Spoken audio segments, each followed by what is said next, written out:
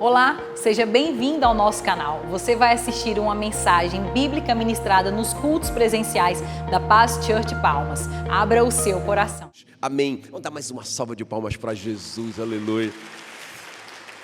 Muito bem, pode sentar, pode sentar. Eu quero ler aqui com vocês primeiro livro de Samuel, no capítulo 30. Eu quero ler 2 versículos só, presta bem atenção agora, em nome de Jesus.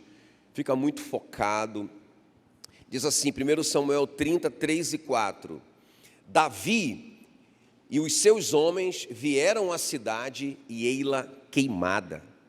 E suas mulheres, seus filhos e suas filhas eram levados cativos. Então Davi e o povo que se achava com ele ergueram a voz e choraram até não ter mais forças para chorar. Consegue ver esse quadro? Eu li essa história no começo dessa semana e ela falou comigo de uma maneira tão diferente que eu nunca preguei essa história dessa maneira que eu vi. Eu penso que foi realmente uma revelação do Espírito Santo. Sabe, irmãos, uma cena apocalíptica. Eu acho que a gente está vendo tanta a guerra ali, né, aquelas cenas de destruição e tal, o povo passando fome, aquele desespero. Acho que acabou que eu fui influenciado por isso, mas eu vi aquela cena, o Davi chegando, a cidade queimada, todos os animais de todo mundo roubados, suas esposas raptadas, seus filhos. Olha, um desespero, perderam tudo e agora também os homens dele, aqueles 600 homens querendo matá-lo, colocando a culpa nele, não é? E tudo isso aconteceu depois de uma demissão. Porque primeiro Davi foi demitido pelo rei filisteu. Olha, eu não quero mais seu serviço, vocês estão dispensados, você e os seus 600 soldados. E o Davi vem arrasado para casa, e quando ele chega em casa, ele encontra esse quadro de destruição. Sabe, para mim é o fim do mundo para o Davi. Não é? Eu acho que nenhum de nós, irmãos, passou por uma situação assim. Nunca nós passamos por isso. Tudo ao mesmo tempo, na família, nas finanças, em todas as áreas da nossa vida, esse caos. Perdeu tudo, e não só financeiramente falando, mas ele perdeu também a companhia da esposa, dos filhos. Irmão, pensa no desespero. Então isso falou muito comigo sobre as atitudes do Davi nesse momento. Não é? Então eu tenho ouvido muito assim, muita gente desesperada com esse momento. Será que nós estamos no tempo do fim? E como que nós deveríamos reagir a isso? Ou agir, não é, diante de tudo isso? É sobre isso que eu vou falar hoje. Agora, primeiro eu quero te fazer essa pergunta. Será que nós estamos próximos do cumprimento das profecias acerca da volta de Jesus? O que vocês acham? Pensa um pouco, eu quero te fazer pensar um pouquinho. Os discípulos fizeram essa pergunta para Jesus. Mateus 24, 13, eles disseram: Senhor, que sinal haverá da tua vinda e da consumação dos séculos, ou seja, final do mundo?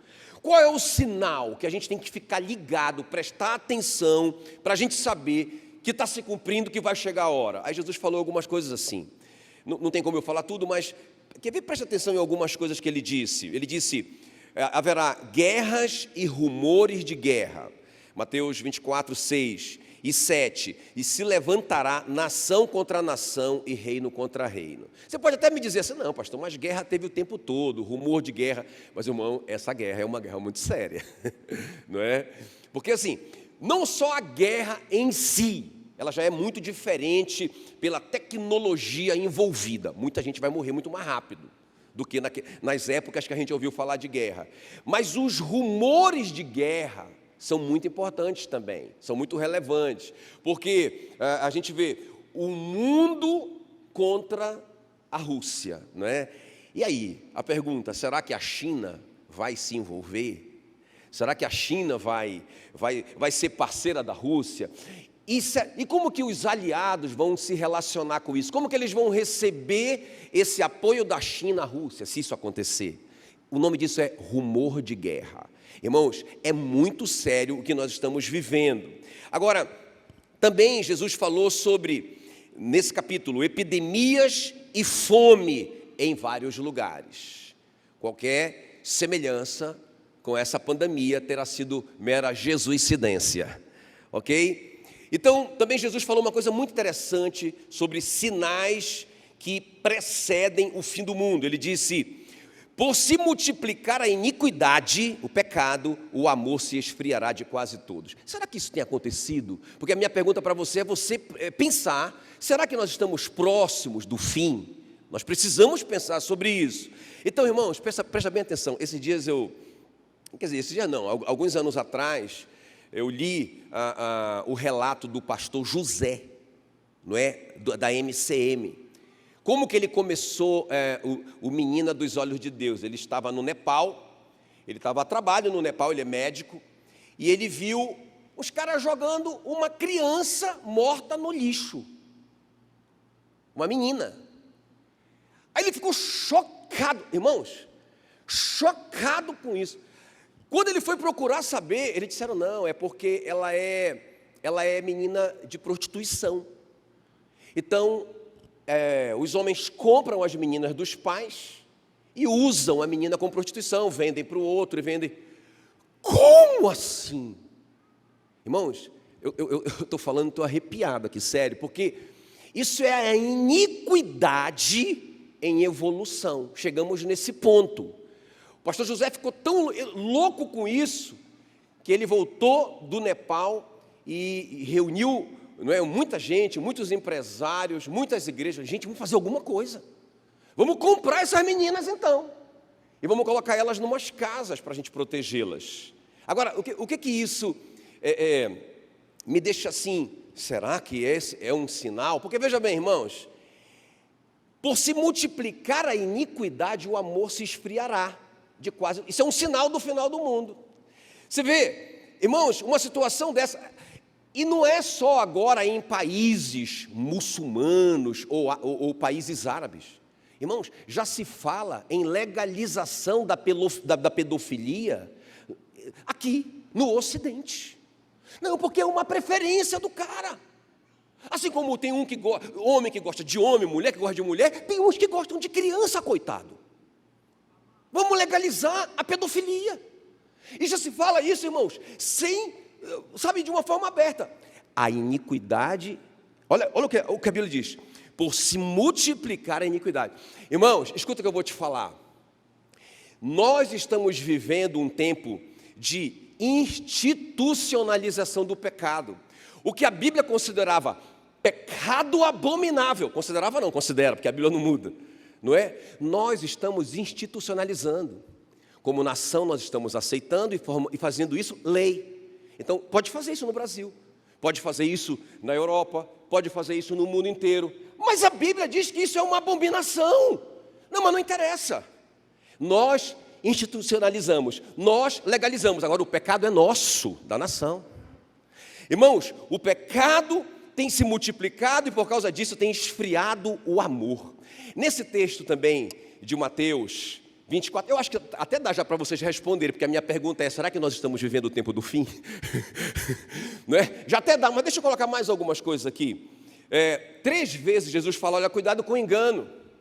Cuidado com o engano.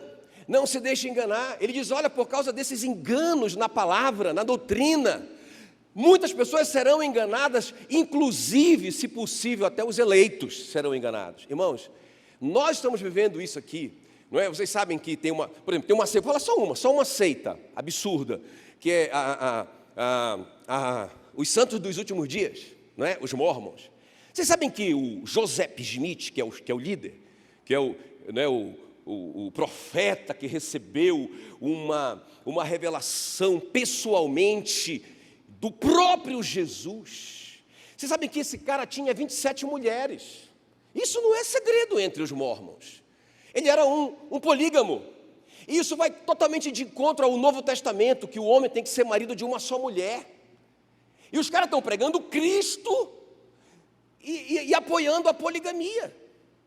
E tem um monte de gente, irmãos, um estado chamado Utah, nos Estados Unidos.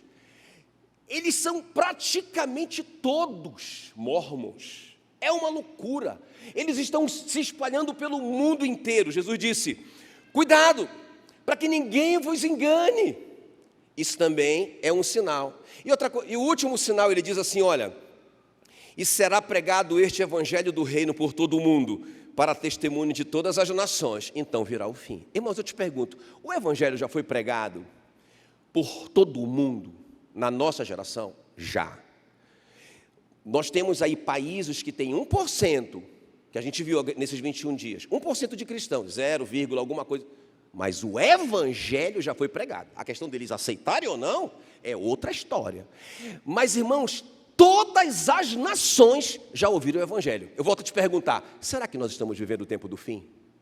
O que é que você acha? Não é?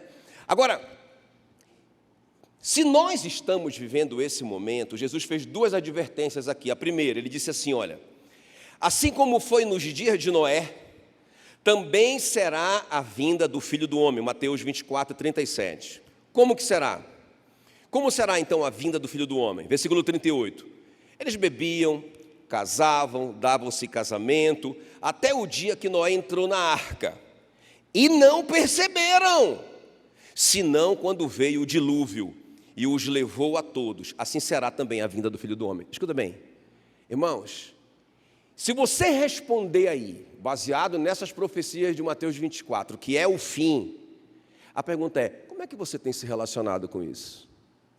Irmãos, o Noé passou 100 anos, que foi o tempo que durou a arca, falando, pessoal, vai vir um dilúvio, vai acabar, vai ser o fim, vai destruir tudo. 100 anos, o cara fala assim, 10 anos o Noé falando isso, Noé está vendo que isso nunca vai acontecer. 20 anos, o Noé é firme, pessoal. E o Noé fazendo a arca, ele passou muito tempo fazendo essa arca, não tinha equipamento, ferramenta, não é? E aí, 50 anos, cara, Noé, acaba com isso, é uma loucura, isso nunca vai acontecer. O que Jesus está dizendo aqui em Mateus 24? Se a gente pudesse resumir tudo o que ele disse, ele diria assim, eles ouviram, mas eles não estavam nem aí. Irmãos, nós não temos vivido isso nesses últimos dias? Nós temos ouvido o evangelho de uma forma muito clara. E olha, parece que nós não estamos nem aí. Até o Marcão falou uma coisa que eu achei muito interessante. Eu deixo de denunciar o Marcão. Foi o Marcão que falou, não fui eu, hein? Mas o Marcão falou uma coisa muito interessante. Olha, a falta de reverência a Deus, né? Falta de respeito a Deus. Você está ali numa reunião de negócios e o seu chefe está falando, irmão, ninguém se mexe. Ninguém pega o celular para ver mensagem. Ninguém se levanta porque está com uma vontade está começando a dar uma vontade para ir no banheiro. Ele já vai logo, antes que a vontade chegue. Ninguém faz isso, porque está com medo de perder o emprego. Não é? Mas, irmãos, o Marcão falou, pastor, o senhor já viu na igreja como que é a falta de respeito? Não é? Todo mundo levantando toda hora e conversando. Não, a nossa igreja, não. Não é? O cara no celular, sabe, não está nem aí. Irmãos, nós estamos vivendo esses dias. Como Jesus disse, olha, eles estavam vivendo a vida deles do jeito que eles queriam viver. Eles não perceberam até o dia que o negócio aconteceu. O Noé construindo uma arca em cima de uma montanha, e aí ele entra na arca. Ele e a família dele, os caras disseram, o que esse cara está esperando? E aí ele entrou na arca. E aí, irmãos, primeiro um susto, eles viram uma tranca por fora, fechando a arca. Pum! Quem fechou essa arca? Não é? Já era. Não tinha mais jeito. Quem está me entendendo? Jesus também fez outra advertência. Ele disse assim, olha, lembrai-vos da mulher de Ló. Não é? É só um versículo, é um dos menores versículos da Bíblia. Lucas 17, 32. Lembrai-vos da mulher de Ló. Por quê? Porque a mulher de Ló sabia do fim, ela sabia do que estava prometido sobre Sodoma, mas na hora de sair ela, mas eu não, minha casa tão linda, mas o meu carro, mas minhas coisas, aí Deus disse, você quer ficar aí, filha? Então fica. Pum, virou uma estátua de... Fica lá para sempre. Então, irmãos, o que a história do Davi tem a ver com isso? Eu quero ser bem prático com vocês. Porque o Davi é o cara que chega no meio desse caos, no fim do mundo para ele, a coisa já tinha acontecido, o apocalipse já tinha se cumprido na vida do Davi, E ele é o único entre 600 pessoas que vai ter as atitudes certas, 3 atitudes dele. E é isso que eu quero ver com você. Como que nós estamos vivendo esses últimos dias, se você acredita que já são os últimos dias? Você está vivendo como a mulher de Ló, presa nesse mundo, apaixonada por esse mundo? Ou você está vivendo como nos dias de Noé, não estou nem aí? Não é? 2000 anos se fala na volta de Jesus. É isso que eles pensaram. E quando aconteceu, eles não perceberam. Eu vim aqui para te alertar. Amém, queridos? Então vamos ver comigo como a gente vai se preparar. Esse é o nosso tema nessa manhã. Vocês estão prontos? Como me preparar para o fim? Então, primeira coisa aqui na vida do Davi. Primeira coisa na vida do Davi, eu quero comparar com o nosso tempo aqui. Então vamos ver. Com fé na palavra de Deus. Então veja bem, 1 Samuel 38 fala assim, que Davi consultou o Senhor. Então consultou Davi ao Senhor, dizendo, eu perseguirei este bando, aquele que destruiu tudo e que levou as mulheres, as crianças, alcançá-lo-ei. Respondeu-lhe o Senhor, olha a palavra do Senhor, persegue-o, porque de fato o alcançarás e tudo libertarás. Partiu, pois, Davi, ele e os 600 homens que com ele se achavam. Irmão, presta bem atenção aqui. Pensa numa situação dessa de caos, um exércitozinho de 600 pessoas contra uma multidão incontável, que eram os amalequitas. Aí o Davi vai orar e Deus dá uma palavra para ele. Olha a palavra. Vai, persegue-os, você vai recuperar tudo. Então o Davi, por causa daquela palavra, ele vai. Quando ele começa a caminhada, quando ele começa a missão, 200 homens já desistem. Estavam muito cansados e não aguentaram a caminhada e desistiram. Se estava difícil com 600, como que seria com 400 agora? Ele perdeu 30% do exército minúsculo dele. Mas, irmãos, ele tinha uma palavra, ele acreditou naquela palavra de Deus. Aí olha só o que Jesus disse em Lucas 18:8. Eu vou ficar fazendo essa relação entre a história do Davi e o Novo Testamento. O que Jesus falou sobre o tempo do fim. Então, olha o que diz Lucas 18:8. Quando vier o Filho do Homem, achará porventura fé na terra? Irmãos, as pessoas estarão crendo na palavra que Deus disse. Porque fé é crer no que Deus disse. Quem está me entendendo? Se a palavra diz que Jesus vai voltar, você vai duvidar disso?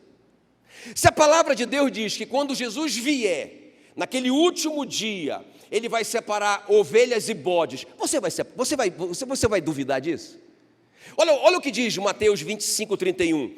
Quando vier o Filho do Homem na sua majestade, é a segunda vinda, é o fim, e todos os anjos com ele, então se assentará no trono da sua glória, e todas as nações serão reunidas em sua presença, e ele separará um dos outros, como o pastor separa dos cabritos as ovelhas, e porá as ovelhas à sua direita, mas os cabritos à sua esquerda. Para as ovelhas ele vai dizer, vinde benditos do meu Pai, não é? Para o reino que está preparado para vocês antes da fundação do mundo. Uma alegria.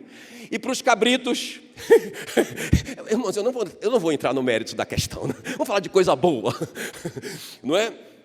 Então, aí você vai questionar isso? Você vai dizer assim, não, mas como assim? Eu vejo muito isso, né? Como assim que um Deus de amor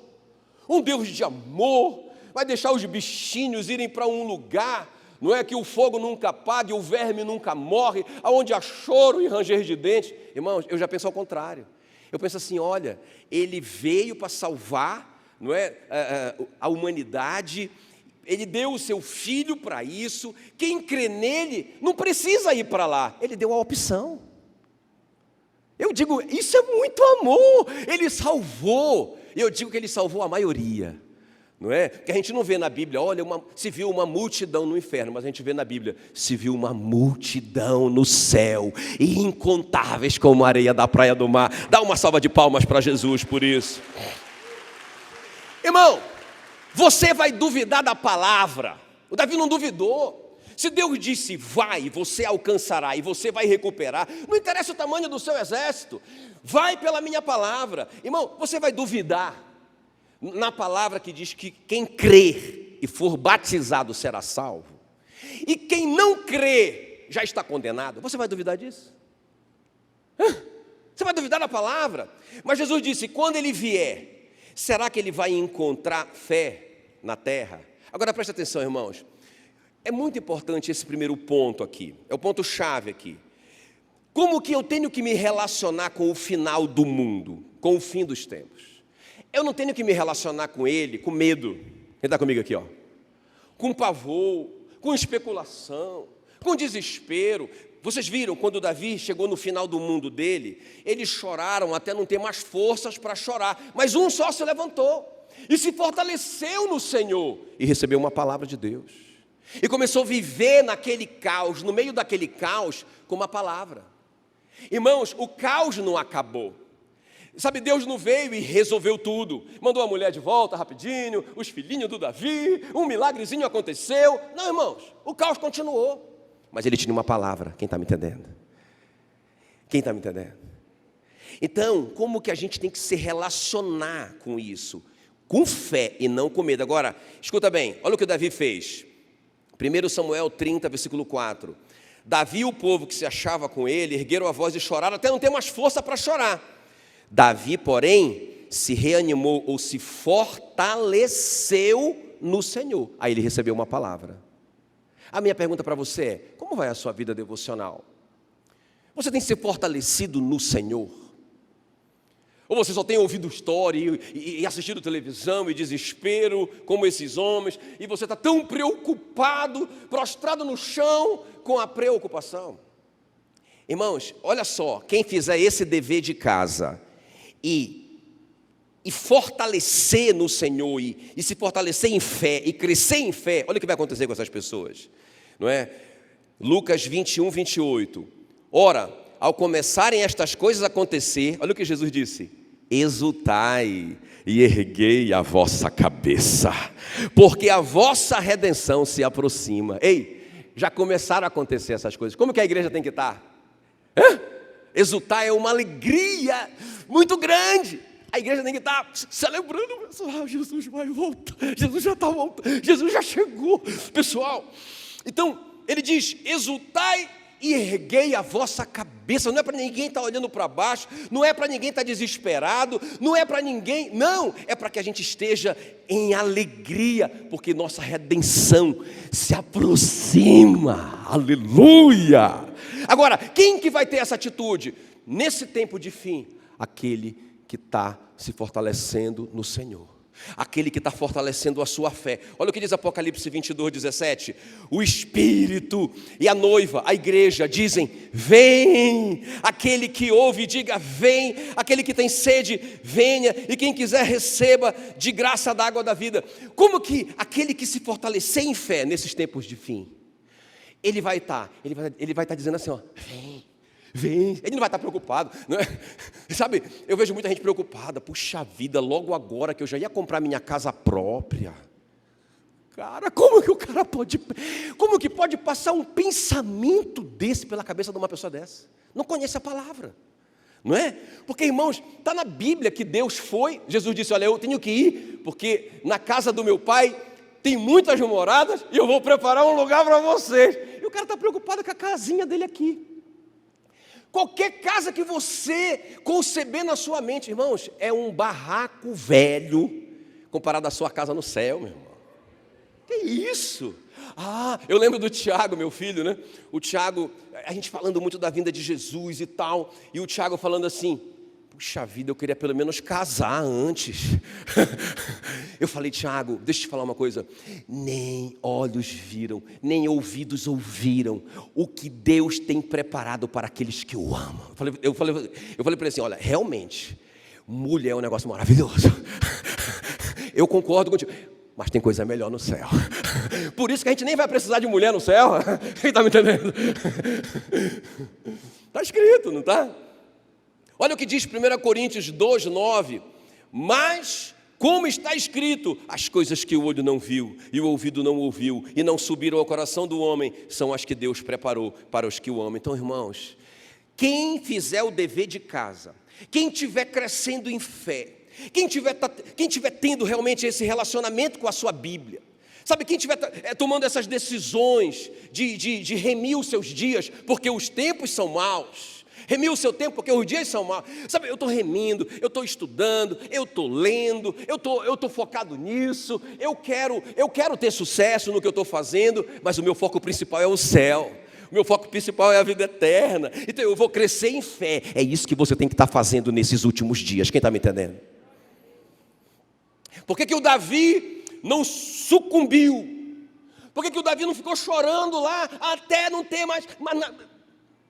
Por que ele conseguiu recuperar tudo? Porque ele se levantou, se fortaleceu no Senhor, e aí o Senhor deu uma palavra. Então, fortalecido, ele creu nessa palavra. O que eu estou te falando é que se você não se fortalece, você não vai crer na palavra que Deus está dando para você. Quem está comigo aqui? Muito bem, vamos avançar. Então, qual que é a primeira atitude do Davi? Tem que ser a nossa nesses tempos de fim. Qual que é? Fé na palavra de Deus. Fé no que Deus disse. Em segundo lugar, irmãos, nós temos que ter atitude nesses dias de fim, nesses últimos dias, de amor ao próximo. Foi essa atitude do Davi. Olha o que diz aí 1 Samuel 30:11. Acharam no campo um homem egípcio e o trouxeram a Davi. Deram-lhe pão, comeu, deram-lhe a beber água. Deram-lhe também um pedaço de pasta de figos secos e 2 cachos de passas. E comeu, recobrou então o alento, pois havia 3 dias e 3 noites que não comia pão e nem bebia água. Irmãos, eu acho tremendo isso, porque o cara está no meio da tribulação dele, o cara está no meio do fim do mundo dele. Irmão, o mundo do Davi acabou, perdeu a família, perdeu os filhos, perdeu o dinheiro, perdeu a confiança dos companheiros, perdeu o emprego, perdeu tudo, chegou o fim do mundo para o cara, ele não tem nada. Ele não tem nada, talvez o que ele tenha, as últimas coisas que eles têm é para aquela missão que eles estão indo atrás, né, dos amalequitas, que ele nem sabe onde esses caras estão, ele só tem uma palavra de Deus, gente.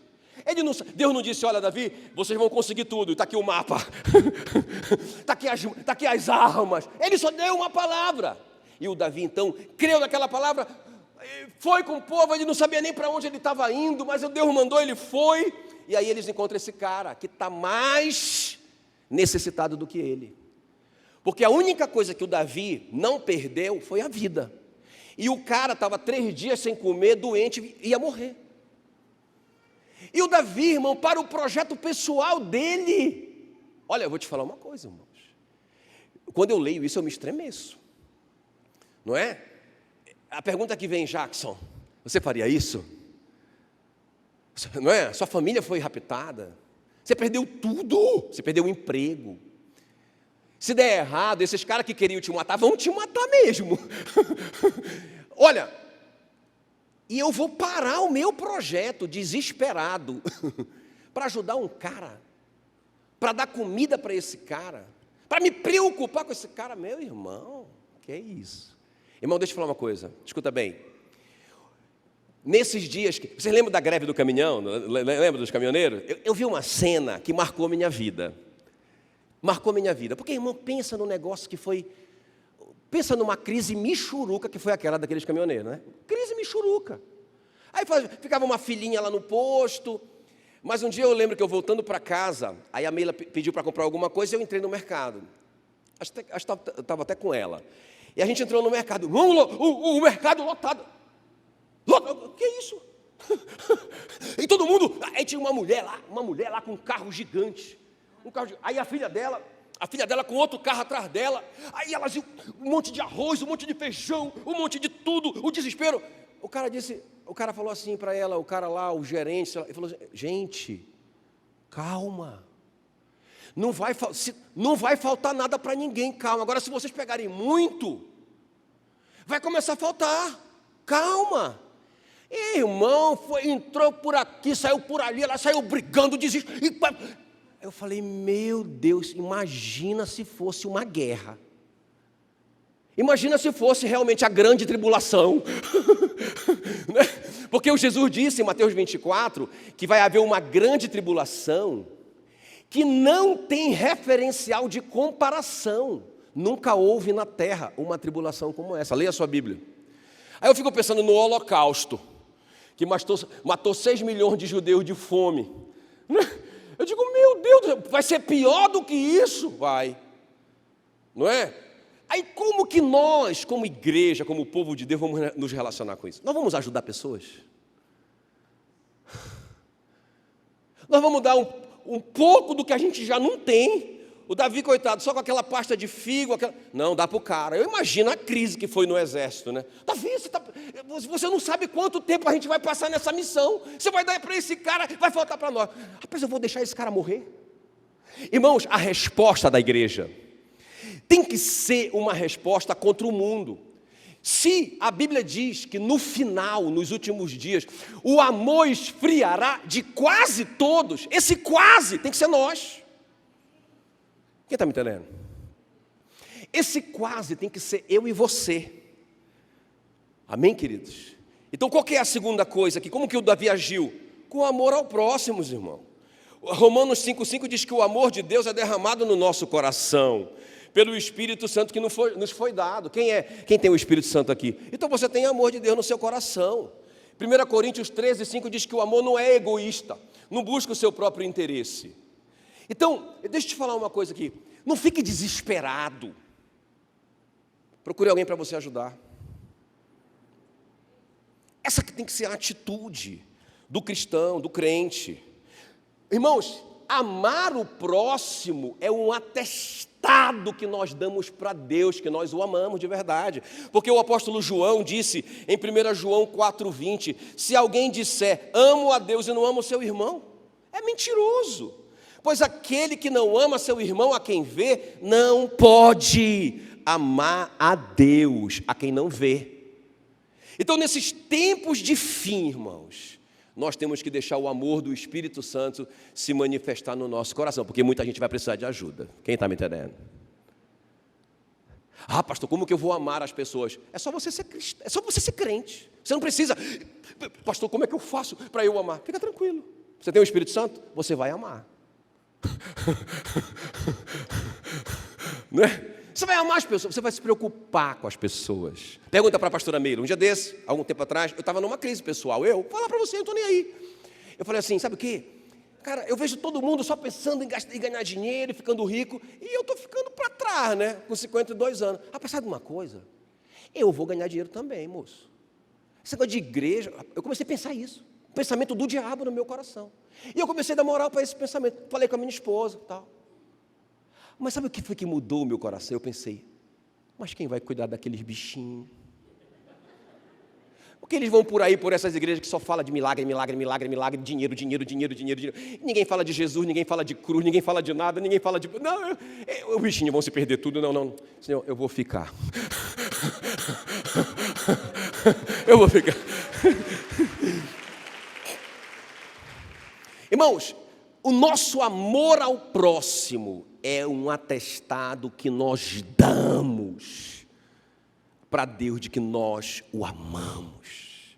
Lembra quando Jesus volta, fala que ele volta, senta no trono, separa a ovelha de bode, eu já te falei, e para as ovelhas ele diz, entrem no reino que eu preparei para vocês desde a fundação do mundo. Aí ele começa a dizer, porque eu estive enfermo e vocês foram me visitar.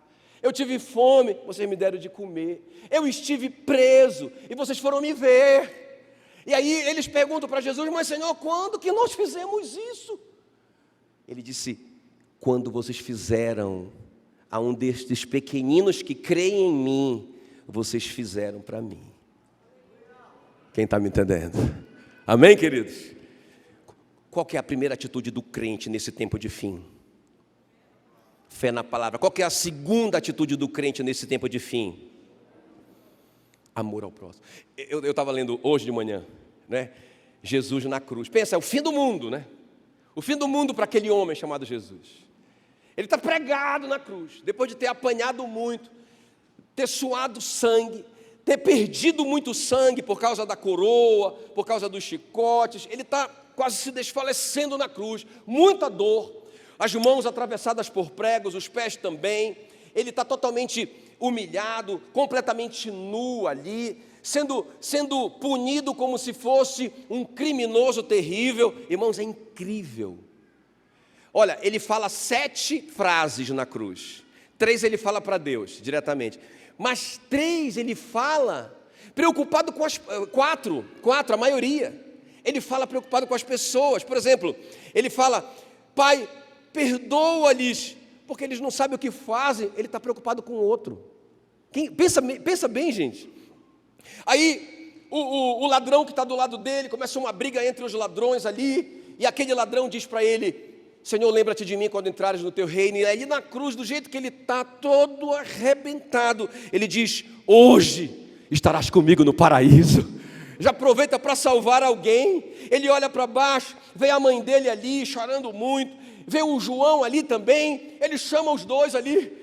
Alguém entende, ele está querendo falar alguma coisa, e ele está todo arrebentado ali, e eles se aproximam tanto para poder ouvir, e ele diz: mulher, este é o teu filho. Olha para o João e diz: João, essa é sua mãe. Ou seja, ele resolve o problema da mãe, que vai ser abandonada, vai ficar sozinha. Ele está preocupado com o outro, no meio da dor, da tribulação dele. Quando acaba tudo, a Bíblia diz que ele entrega o seu espírito e diz: está pago. Ou seja, eu paguei a conta deles, eles estão livres. O tempo todo preocupado com o próximo, é o fim do mundo dele.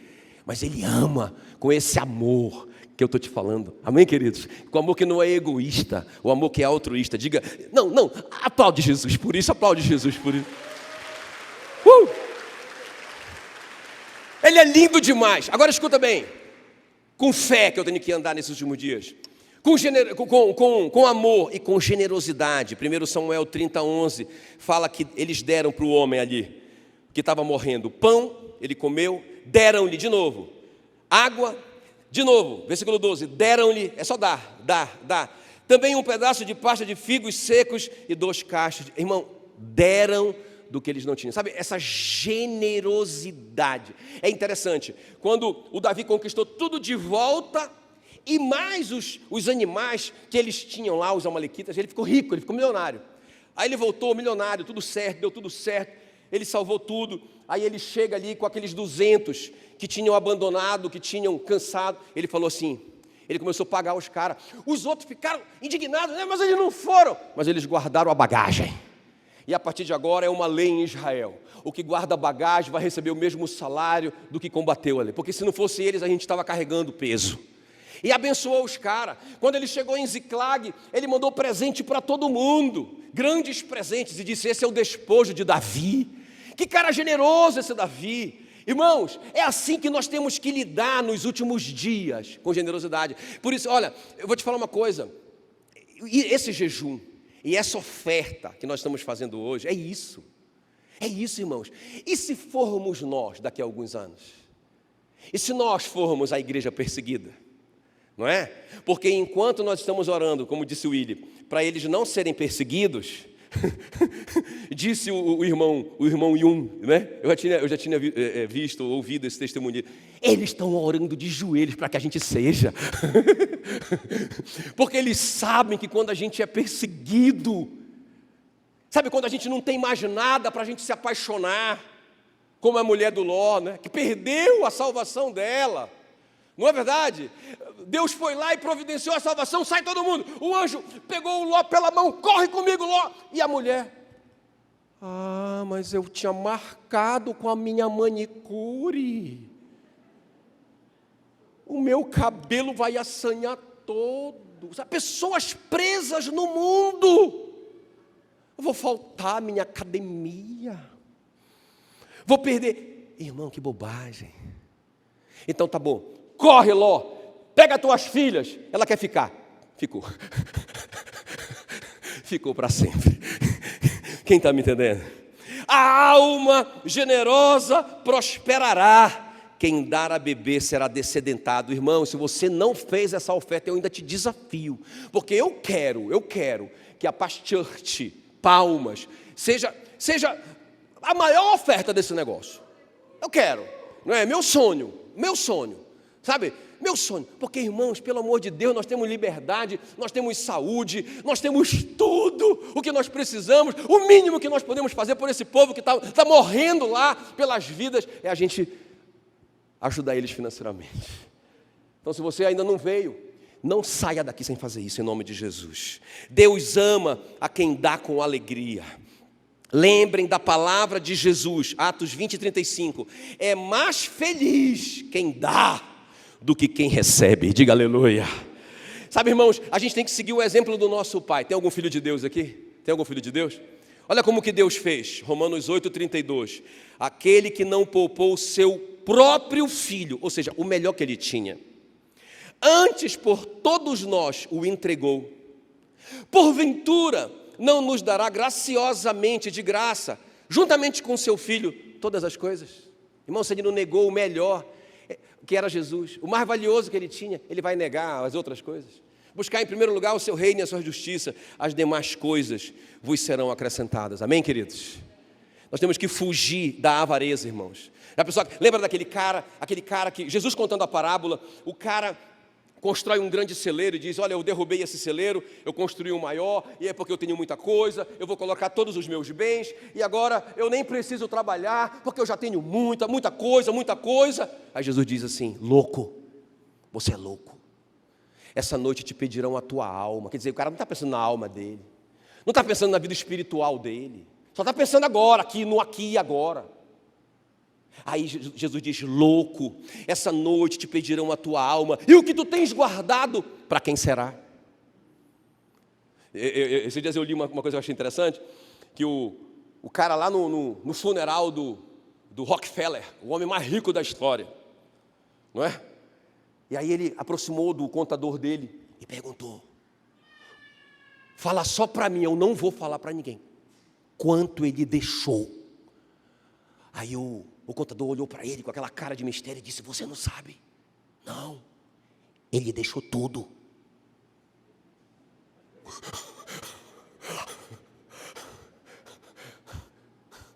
gente não vai levar nada, irmãos. Quem está me entendendo? Então, o resultado de tudo isso, do Davi agir com fé na palavra, agir com amor, agir com generosidade, dar o melhor no tempo da crise. O resultado disso está aqui, ó, 1 Samuel 30, 18. Assim Davi salvou tudo quanto haviam tomado dos amalequitas. Diga tudo. É o paradoxo, né, irmãos? Aquele que acha a sua vida, perdê-la-á. Aquele que perde a vida por minha causa e por causa do Evangelho, achará a vida. É o paradoxo, não é? O Davi abriu mão de tudo isso, creu na palavra, foi amoroso, ajudou uma pessoa, foi generoso, e aí, irmão, ele perdeu o que não tinha, e ganhou tudo no final. Sabe, irmão, se a gente se prender aqui, se a gente se grudar aqui, a gente pode perder coisas muito mais valiosas. Sabe, não é sobre o fim do mundo, é sobre o início de uma nova vida que nós estamos falando. Até vou colocar uma frase de um filósofo aqui. Não é o fim, é o começo. Olha o filósofo. É verdade, não é o fim, irmãos, é o começo de uma vida eterna que nós estamos começando a vislumbrar. Amém, queridos? Você está preparado? Não é? Você vai ser daquele tipo que vai dizer, ora vem Senhor Jesus, não é? Você vai ser aquele tipo que vai dizer assim, ao começarem estas coisas a acontecer, você vai se exultar e vai erguer a cabeça. Amém? Aleluia! É para isso que nós estamos aqui. Por isso que nós ficamos, por isso que ainda nós não fomos, porque nós vamos poder ajudar muita gente. Nós vamos poder amar muita gente. Quando essas pessoas perceberem o nosso amor, num momento tão difícil da humanidade, eles vão dizer, cara, como que essa pessoa pode me amar? Como que essa pessoa pode me dar uma pasta de figo? Eu quero o Deus que ela serve. E nós vamos estar aqui para a grande colheita final. Quem está me entendendo? Agora, quem estiver preso nesse mundo vai virar estátua de sal. Vai ser inútil. Não vai servir para nada. Quem está me entendendo? Deixa eu mostrar para vocês as cenas. Olha aqui para mim. Esse filme, Perdidos no Mar. Irmãos, toda vez que eu vejo esse filme, eu choro.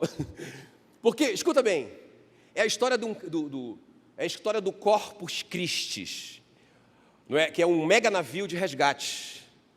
Ele foi feito para resgatar naufrágios. Fica comigo aqui, ó. Ele foi feito para resgatar essas pessoas que naufragam e tal. E aí, no momento, eles estão inaugurando o Corpus Christi. E aí eles recebem o chamado de socorro de um navio que naufragou. As pessoas estão no mar. Aí, irmãos, nesse tempo de crise, não é? Aí tem uns caras lá discutindo sobre o tamanho do navio, a capacidade do navio, a potência do navio. Sabe, às vezes a gente sabe tanta coisa, irmãos, sobre o fim, mas não crê na palavra, não ama, não é generoso. O que é que adianta? Não estou dizendo para que você não saiba, não estou dizendo para que você não queira saber também. Mas mais importante do que saber é você agir no tempo do fim. Quem está me entendendo? E aí é sobre isso esse filme. Vamos ver rapidinho aqui esses 3 minutos.